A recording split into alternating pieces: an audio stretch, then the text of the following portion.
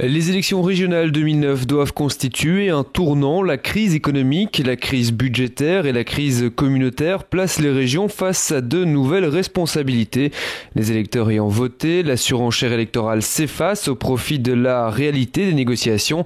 L'Itinéra Institute préconise et formule des propositions concrètes dans le mémo le jour d'après et quelles sont les priorités politiques régionales pour 2009-2014. Ce qu'on voudrait dire ici, c'est qu'on est vraiment à un tournant historique, en fait.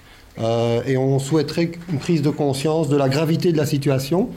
Comme Yvan l'a fait remarquer, les déficits budgétaires et la situation des finances publiques est assez catastrophique au niveau fédéral, mais elle va aussi devenir rapidement catastrophique au niveau régional s'il n'y a pas une plus grande responsabilisation des entités fédérées. Donc, on a ce réel souci budgétaire qui s'accompagne d'une transition démographique à nouveau historique au niveau belge, puisque l'on va devoir, dans la prochaine décade, remplacer 40% de nos fonctionnaires. Donc ça, c'est un renouvellement démographique majeur qu'il va falloir opérer avec intelligence. Et le plus grand défi, ce ne sera pas de discuter du taux de remplacement des départs naturels à la retraite, ce sera plutôt d'être capable d'attirer des nouveaux fonctionnaires dans la fonction publique, c'est-à-dire de rendre cette fonction publique intéressante pour les jeunes. À titre d'exemple, je vous signalerai que 40% des jeunes enseignants en communauté française quittent la profession après 5 ans. Donc on a là un réel problème d'attrait de la fonction publique pour les juniors. On a un rôle majeur, croissant, tout le monde est conscient de ça, un grand retour de l'État, on pourrait l'appeler ainsi, et les gens se retournent vers l'État comme, en quelque sorte, assurance, protecteur, face à une crise qui crée énormément d'incertitudes.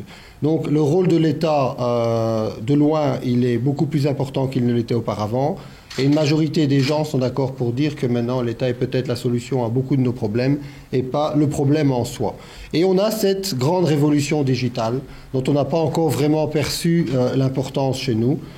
Cette révolution digitale, c'est la capacité de nos services publics à utiliser les nouveaux moyens, les nouvelles techniques de l'information. Et une des raisons majeures pour laquelle cette révolution digitale n'a pas encore percolé dans nos services publics, c'est parce que nos services publics, disons-le clairement, sont contrôlés par des seniors qui sont finalement ceux qui ont le pouvoir formel, mais qui n'ont pas nécessairement la capacité à employer ces nouvelles technologies. Et donc en quelque sorte, forment une espèce de résistance, d'une barrière à l'introduction des nouvelles technologies dans la fonction publique.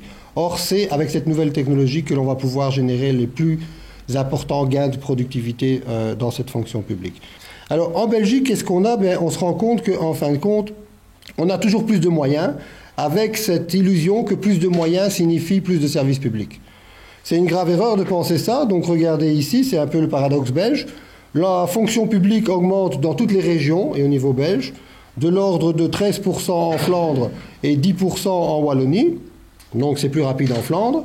Et malgré cela, on a aussi des dépenses sociales qui sont aussi élevées qu'en Suède. Donc selon les derniers chiffres, c'est plus de 30%, un tiers du produit intérieur brut est consacré aux dépenses sociales.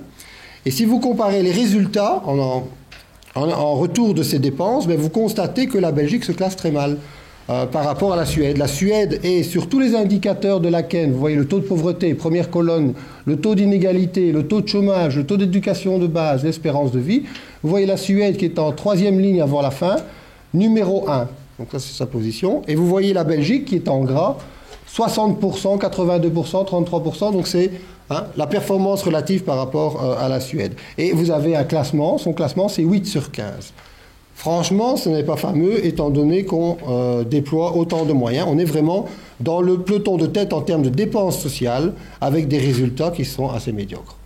Donc il nous faut maintenant basculer, être beaucoup plus ambitieux et profiter de cette crise pour réformer, comme on l'a tenté de le faire à la fin des années 90 avec la crise de la dioxine et avec l'affaire du trou, réformer en profondeur et en largeur notre secteur public. Alors nous avons déjà proposé un plan complet de réforme du secteur public sur 30 lignes d'action qui est disponible là derrière vous. Donc c'est notre plan de réforme de la fonction publique. Mais je voudrais ici insister sur 3 points. Premier point, c'est on veut imposer des ambitions aux différents départements, aux différents ministères. Première ambition, et ça c'est une norme qui est imposée à tous les ministères de manière uniforme, c'est de réaliser des gains de productivité sur base annuelle de l'ordre de 3,5% durant les 4 prochaines années. Et cela tant au niveau régional qu'au niveau des autorités locales. Je rappelle que les autorités locales dans le service public sont le principal employeur.